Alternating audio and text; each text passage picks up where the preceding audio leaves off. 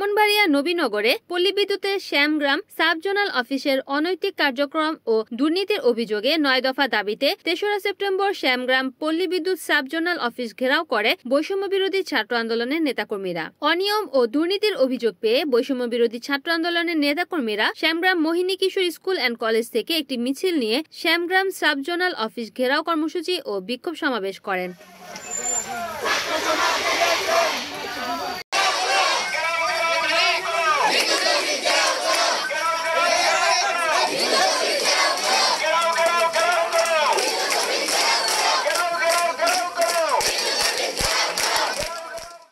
এ সময় বক্তব্য রাখেন মেহেদী হাসান, জাহিদুল ইসলাম জিহাদ, মেহেদী হাসান সামির সরকার, মোস্তাফিজুর রহমান, আশিক প্রমুখ। পরে শ্যামগ্রাম সাব জোনাল অফিসের এজিএম মুহিবুল্লাহ ঊর্ধ্বতন কর্তৃপক্ষকে জানিয়ে সবগুলো দাবি মেনে নেওয়ার আশ্বাস প্রদান করেন। আশ্বাস প্রদানের পর বৈষম্য বিরোধী ছাত্র আন্দোলনের নেতাকর্মীরা 7 দিনের আলটিমেটাম ঘোষণা করে জোনাল অফিসের স্থান ত্যাগ করেন।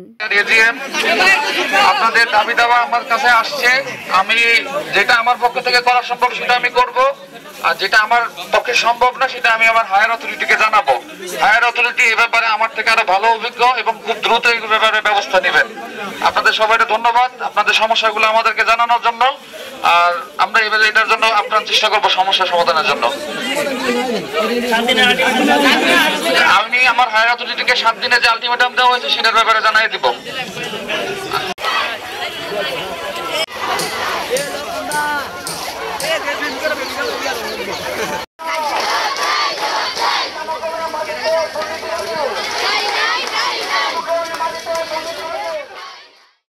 রিপোর্ট করেছেন ব্রাহ্মণবাড়িয়া প্রতিনিধি আবু হাসান আপন, NN TV।